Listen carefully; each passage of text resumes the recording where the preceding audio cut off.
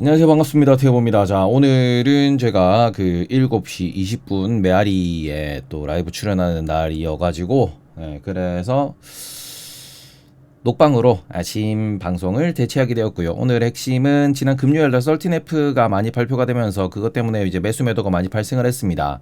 그래서 특징적인 몇몇 움직임들 좀 살펴보고 난 뒤에 현재 미국 증시에 대한 월스트리트의 반응에 대해서 정리를 한번 해보도록 하겠습니다.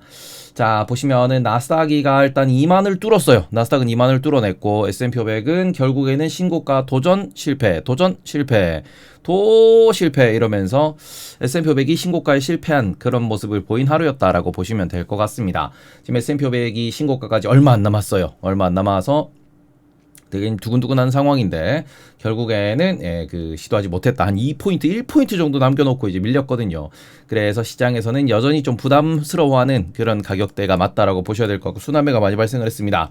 그러니까 윗꼬리 보시면은 거의 뭐 어찌 보면은 이제 52주 신고가가 이제 그죠 거의 다 왔다 정도로 보실 수 있는 대목이고요.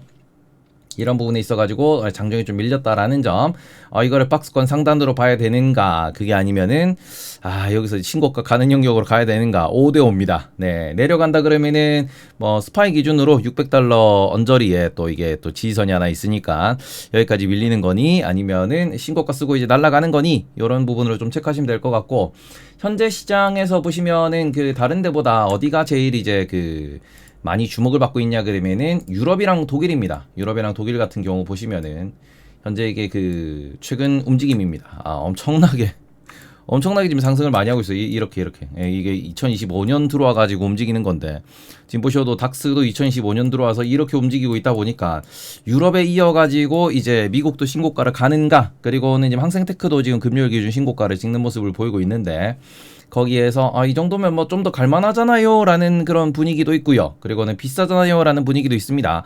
그 중에서 발표가 된 게 이제 월스트리트의 썰틴F였다 정도로 보셔야 될 것 같고, 완전히 순환매입니다. 엔비디아가 좀 올라오는 모습을 보이고 반도체 쪽 좀 올라오는 모습을 보였으나 반도체 장비 주근은 이 어플라이드 머티리얼 실적 발표로 인해 가지고 전체적으로 하락하는 모습을 보였고요.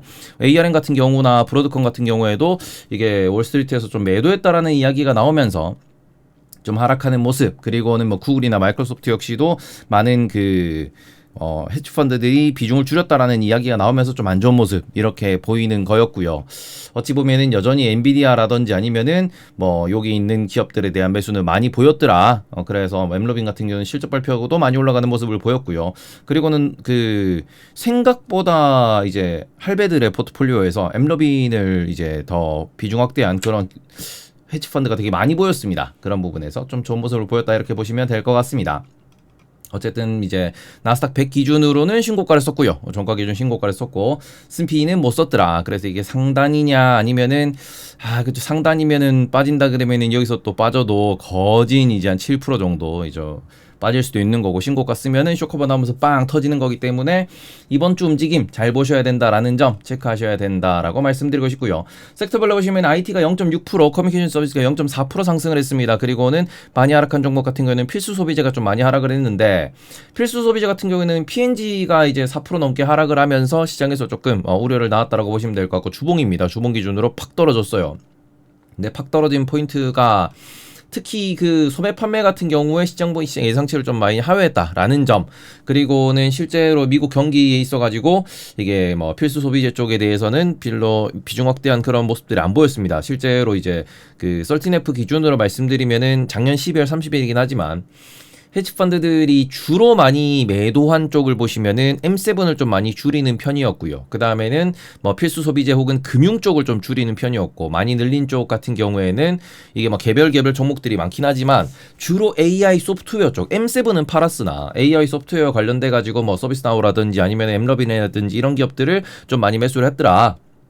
거기 세일즈포스도 들어가고 약간 그런 식으로 이제 하드웨어에서 소프트웨어 쪽으로, 그리고는 대형 플랫폼보다는 그 밑단에 있는 기업들에 대해서 매수를 한 그 케이스를 많이 발견할 수 있었고, 그리고는 추가적으로 좀 이슈가 나왔던 거는 바이오 쪽 매수가 꽤나 많았습니다.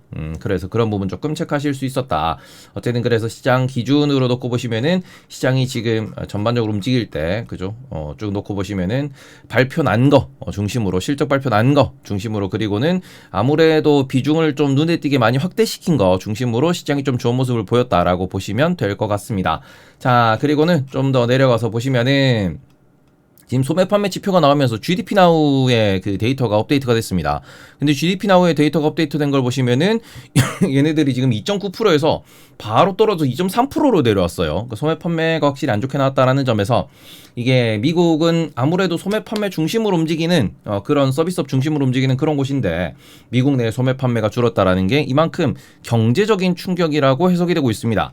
그래서 그런 부분에 있어 가지고는 지금 장기 채권에 대한 매수가 꽤 많이 들어왔어요. 그래서 10년물이 4.478까지 내려온 상황이고 요게 지금 뭐 CPI도 발표됐고 PPI도 발표됐고 시장의 채권 시장이 되게 왔다 갔다 많이가 된 한 주였는데 보시면은 이게 월요일이고요.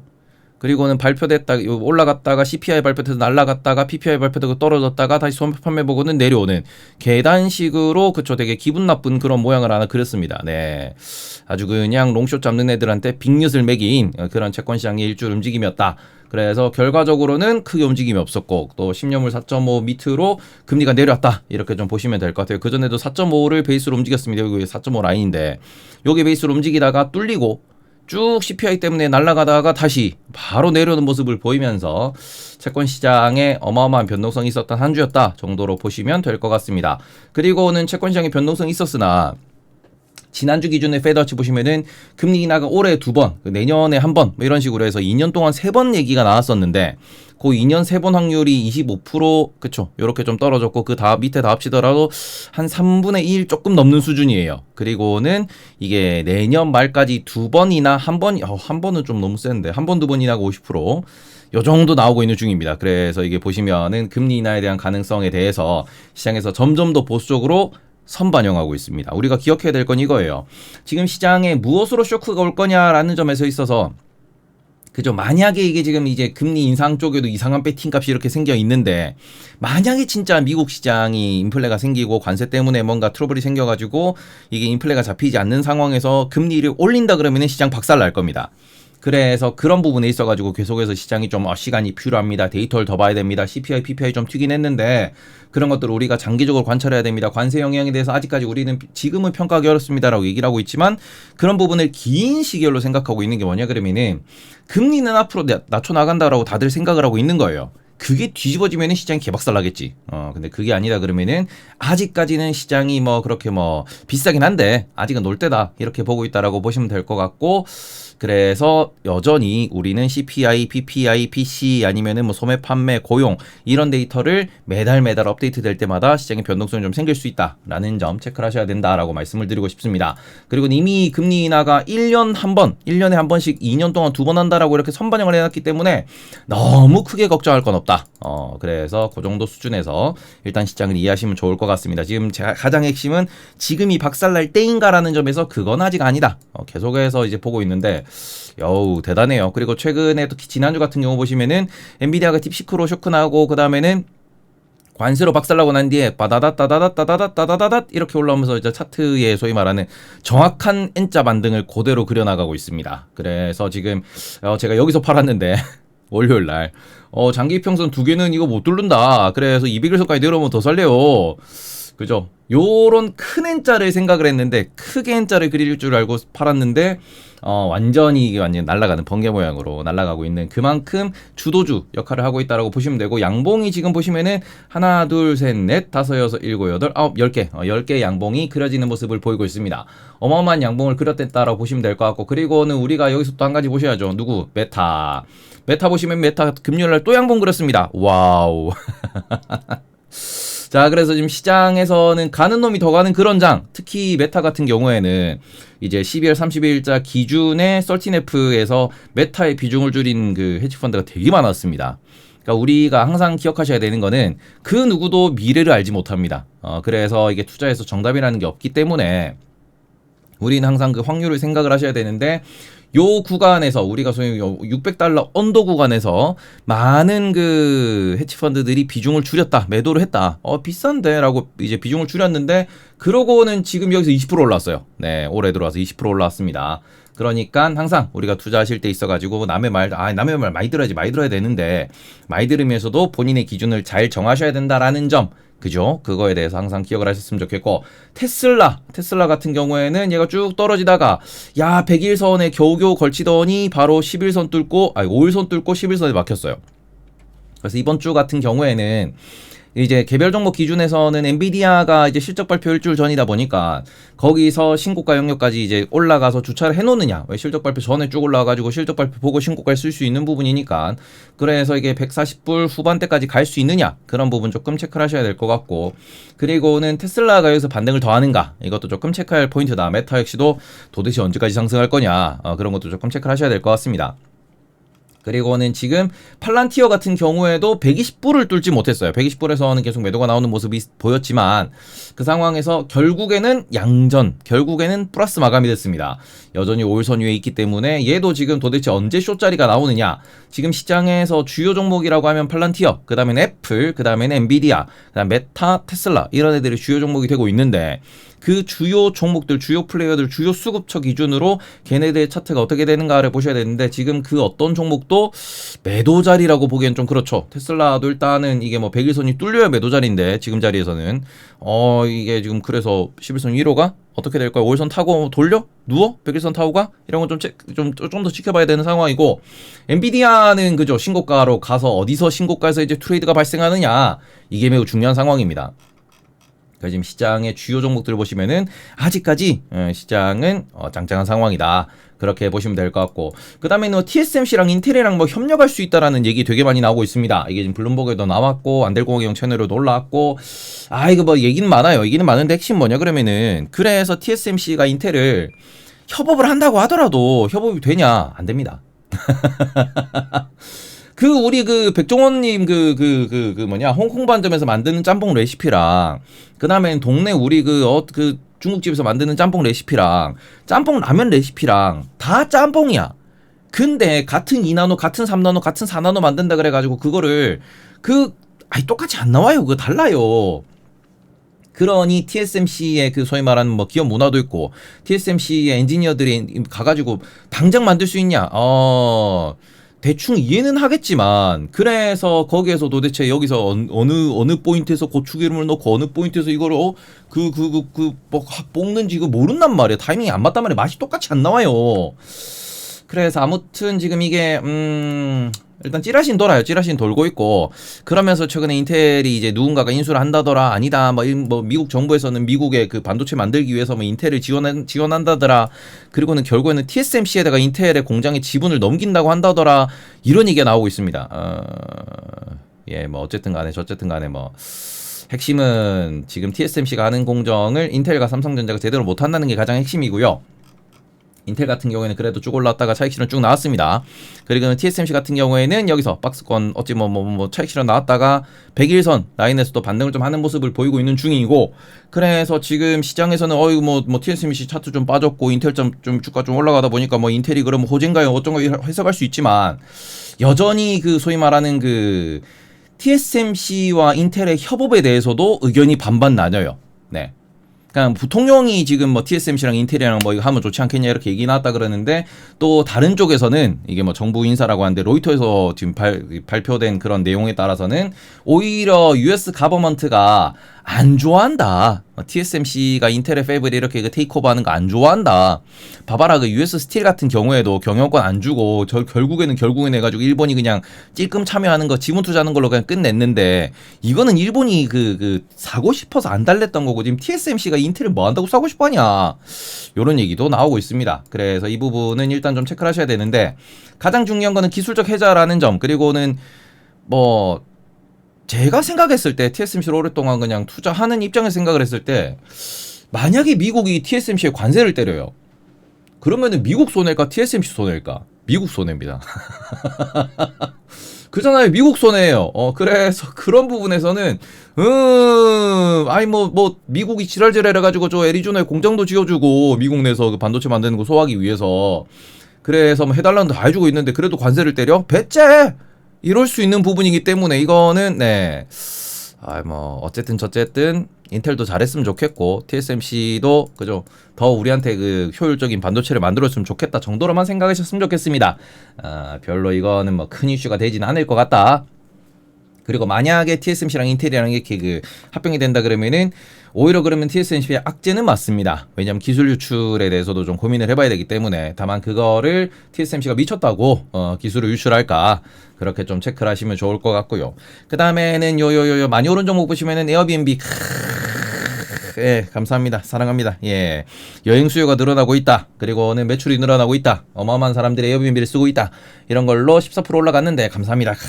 예, 아주 그냥 네, 제가 아주 그냥 사랑에 맞지 않고 저도 많이 이용에 맞지 않는 에어비앤비 주가가 네, 이렇게 똑똑 뛰어가지고 주봉으로 보시면은 여기까지 올라갔어요.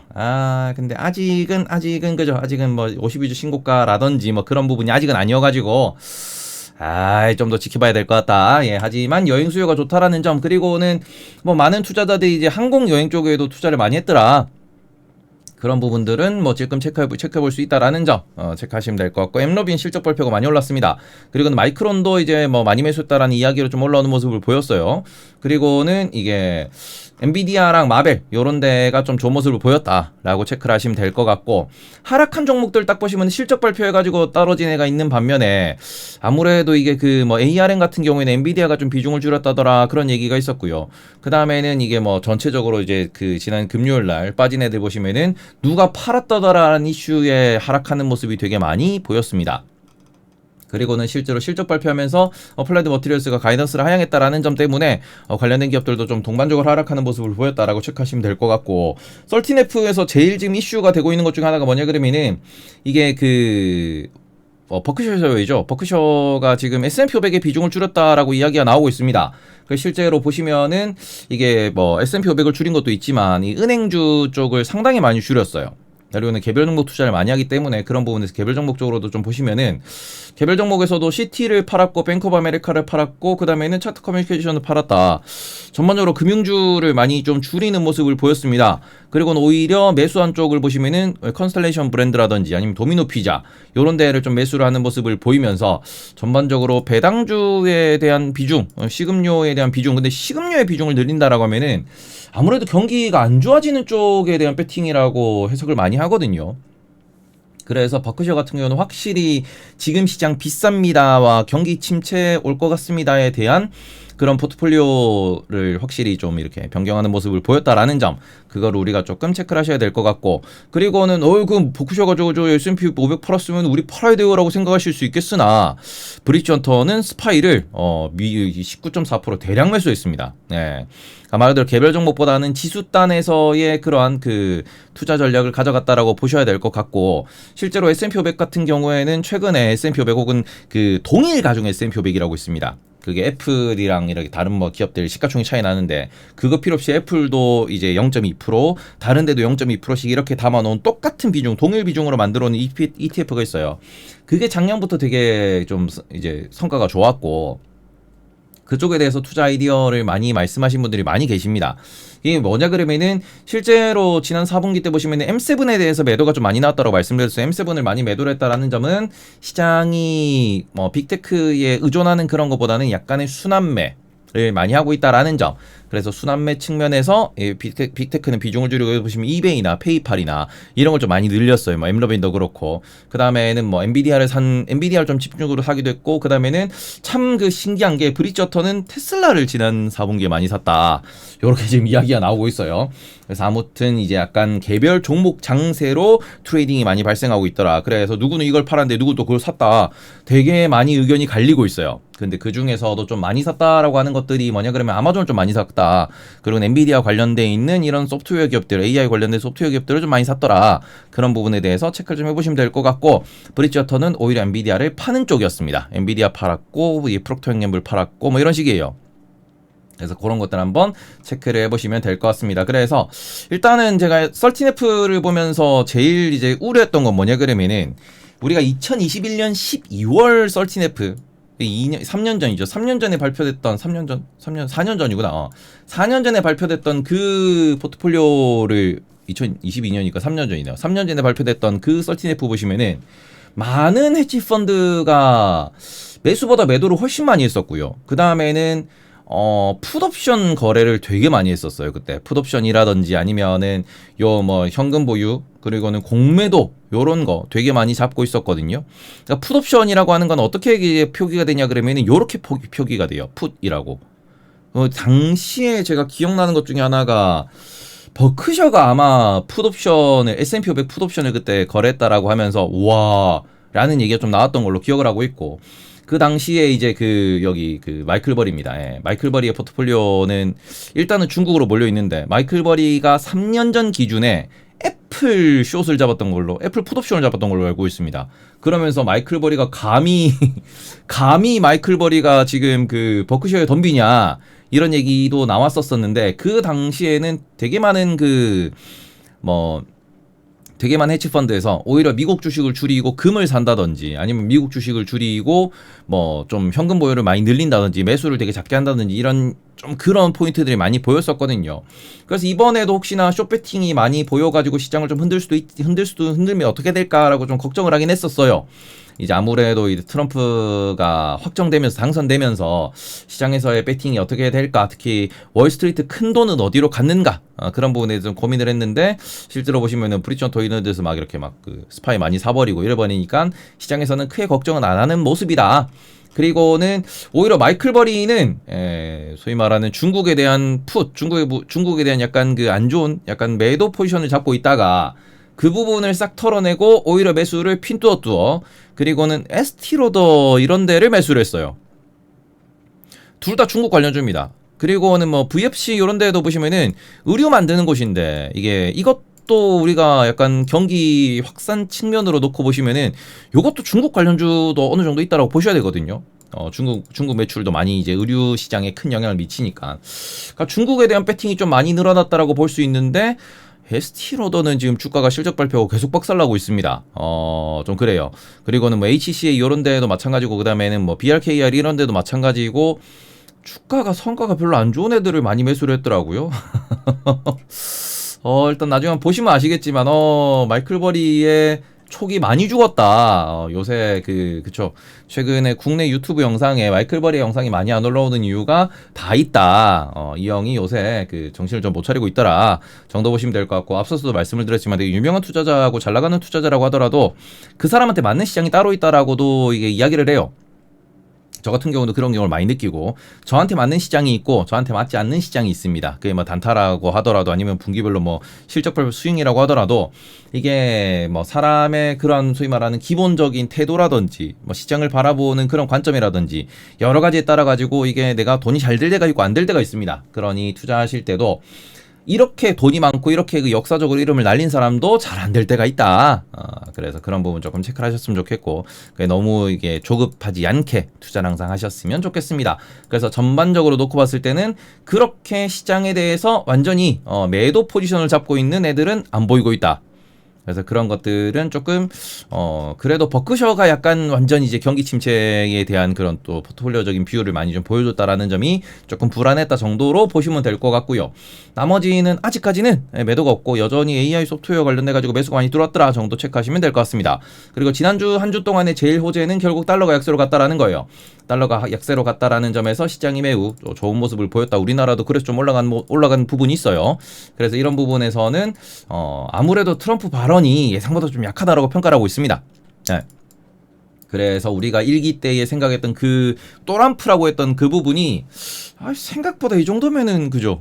이렇게 이제 좀 받아들여지고 있고, 여전히 4월 달에 시작된다라고 하는 상호 관세 부분을 어떻게 하느냐, 그게 이제 인플레이션에 어떻게 영향을 미치느냐, 그런 것들에 대해서 채권 시장이 여전히 좀 보수적으로 보고 있고요. 주식 시장은 아직 모르겠고 4월이잖아. 4월이니까 아직 우리 팔 때 아니네. 약간 이런 식으로 시장이 대응하고 있다. 엔비디아 실적이나 봐. 이렇게 지금 이제 보고 있다라고 생각하시면 될 것 같습니다. 그리고는 지금 최근에 원자재 시장 지금 1월 이후에 움직이는 걸 쭉 봤을 때는 구리가 한 5% 정도 올라왔고요. 특징적인 거는 소맥이 한 10% 정도 올라왔습니다. 나머지는 크게 동향 변한 게 없습니다. 큰 걱정 안 하셔도 될 것 같고, 비트코인 같은 경우에는 여전히 10만 달러는 돌파하지 못하는 그런 모습을 보이고 있다. 잘 버티고는 있는데 생각보다 트럼프의 그 대통령 당선 그 타이밍 대비로는 지금 시장이 딱히 그 뭐 좋은 모습은 보이지 못하고 있다 정도로 체크를 하시면 될 것 같습니다.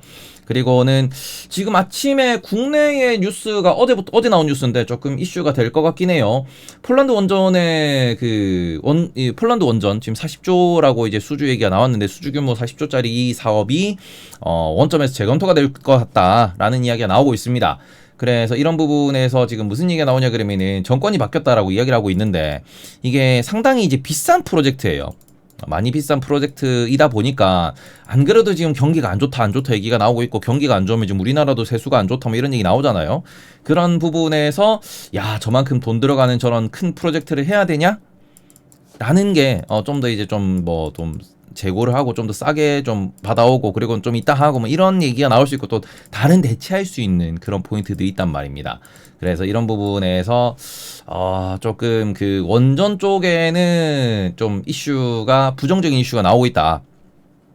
라는 거 체크를 하셨으면 좋겠고 그 다음에는 여전히 그 폴란드 뭐 방산협력 이런 거 얘기 나오고 또 우리나라 뭐 방산 잘 나간다 이러는데 방산 쪽에는 계속해서 수출이 잘 되고 있는 그런 모습을 보이고 있습니다. 그래서 원전이 조금 안 좋은 모습 그리고는 방산이 조금 좋은 모습인데 이게 시장에서 어떻게 해석될까 좀 체크를 하셨으면 좋겠고 그리고는 지금 그 엔비디아 같은 경우에는 실적 발표 직전이라서 좀 이제 썰이 나오는 것 같아요. 요게 소캠이라고 하는 SOCAMM이라고 하는 새로운 메모리 표준을 이제 만들려고 한다. 그리고는 그 부분에 있어가지고 메모리 업체들이랑 이야기가 나오고 있다라고 이야기를 하고 있고 이거는 뭐 AI 개인용 슈퍼컴이라고 하는데 온디바이스 AI라고 보시면 될 것 같습니다. 최근에 이제 온디바이스 AI용으로 되게 조그만한 장비들을 엔비디아가 좀 발표를 하고 있는 중이고 그리고는 거기에 들어갈 수 있는 HBM 되게 큰 거니까 이제 큰 데이터 용량을 처리하는 건데 저거는 서버에 들어가는 거고 개인들의 수준에서 이제 어찌 보면은 그 옛날에 이제 우리가 막 군사용 컴퓨터 이런 거 있다가 개인용 PC가 나온 것처럼 개인용 AI 컴퓨터라고 할 수 있는 그런 부분을 엔비디아가 독자적으로 만들고 있어요. 그리고는 이게 어찌 보면은 그만큼 돈을 잘 번다 혹은 그만큼 자신감이 있다. 그리고는 새로운 수요, 새로운 시장을 본인들이 개척해 나가겠다라는 점에서 본인이 다 헤쳐먹겠다라는 걸 되게 잘 보여주고 있어요. 옛날에 이렇게 본인이 다 헤쳐먹겠다 하다가 망한 기업이 꽤 많은데 일단은 엔비디아가 아직까지는 대체할 수 있는 기업이 없다 보니까 그 부분에서 되게 이제 벽을 많이 쌓아놓은 상황이고 이게 앞으로 어떻게 작동할지는 좀 더 지켜보셔야겠지만 지금 온디바이스 AI 관련돼서도 이제 엔비디아가 좀 더 이제 소위 말하는 이제 B2B에서 B2C로도 영역을 확장하려고 열심히 노력을 하는 모습입니다. 그리고 이 부분은 이제 오픈 AI 같은 경우에도 디바이스를 만들겠다, 테슬라도 테슬라 폰을 만들겠다, 전부 다 이제 소위 말하는 이제 인터넷 상에서 클라우드 상에서 하는 거는 본인들이 지금 어느 정도 인프라가 갖춰져 있어요. 이게 어느 정도 이제 되는 게 보이다 보니까 그거를 조그마한 걸로 갖고 와야 돼. 그게 돈이 된단 말이야. 근데 그거를 누가 어떻게 가져갈 것인가에 대해서 되게 다들 도전을 하고 있습니다. 이거는 엔비디아만의 움직임뿐만 아니라 다른 기업들의 움직임도 동일한 흐름을 보이고 있기 때문에 이 부분에서는 우리가 좀 더 체크를 해보셔야 될 것 같다. 결국에는 반도체는 우리가 AI라고 하는 지금 소위 말하는 AI 서버에서 대해서 우리가 막 반도체가 많이 쓰인다고 하고 있는데 그게 어디로? 개인용으로, 자율주행으로, 로봇으로 점점 확산되고 있습니다. 그래서 이게 반도체라고 하는 그런 제조 기술에 대해서 그리고 반도체에 대한 앞으로의 소위 말하는 전체적인 그 캐파라고 부르죠. 그게 점점 늘어나고 있다라는 점에서 조금 우리는 공부가 많이 필요하다. 이 동네 여전히 긍정적으로 볼만하다.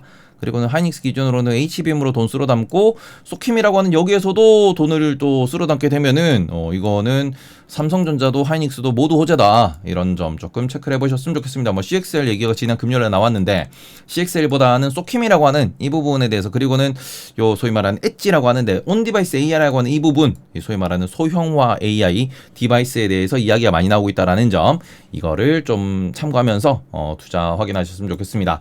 다시 한 말씀드리지만 오늘은 7시 20분 메아리에 출연을 하고요. 일단 미국 시장은 금요일날 13F 영향으로 조금 왔다 갔다는 했으나 결과적으로는 나스닥이 이제 나스닥 100 신고가, S&P 500은 신고가 실패하고 보합 마감, 하락은 한 거 아니에요. 보합으로 마감됐기 때문에 매우 분위기가 나쁘지 않았다라고 보시면 될 것 같고 오히려 시장에서는 S&P 500이 이제 신고가를 못 쓰다 보니까 뭐 13F 쓱쓱 보면서 그냥 나스닥 100 중심으로 엔비디아나 이런 애들 중심으로 쭉 올라가는 모습을 보였기 때문에 여전히 시장이 투심이 좋다. 네, 비싸긴 비싼데 여전히 비싸다라고 하는 애들 중에서도 메타라든지 엔비디아라든지 이런 애들 같은 경우에는 앞으로 성장성에 대해서 우리가 기대를 하고 있기 때문에 여전히 비싸지만 빠지면 산다, 이런 게 좀 시장에서 주요 수급이 되고 있다라고 보시면 될 것 같습니다. 그리고는 숏배팅이 없더라. 네. 이제 빅테크 관련돼서 매도가 좀 나오긴 했지만 그럼에도 불구하고 지수에 대한 숏배팅이 없었다라는 점, 이게 그 부분에서는 저는 크게 걱정할 게 없다라고 말씀을 드리고 싶고요.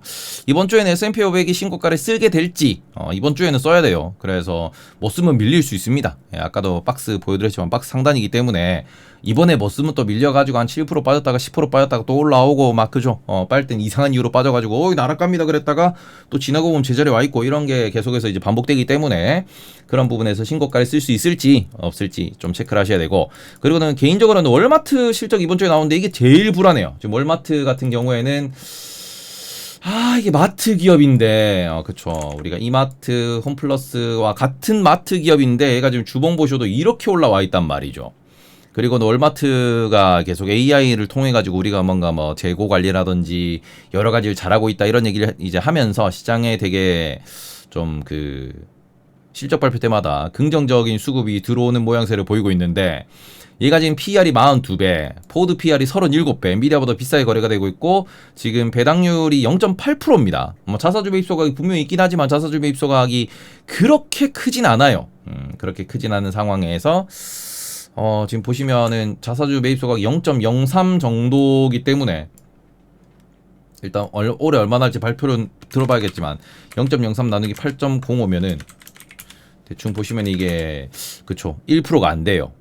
물론 2022년도 같은 경우는 자사주 매입 소각을 꽤 많이 했습니다. 그래서 자사주 매입 소각 뭐 2%대를 하다 보니까 이게 주주 환원이 꽤 괜찮았는데, 지금 2023, 4년 기준으로는 자사주 매입 소각이 그렇게 바이백이 그렇게 크지 않은 모습이었고, 그 상황에서 유통주 배당률 0.8%?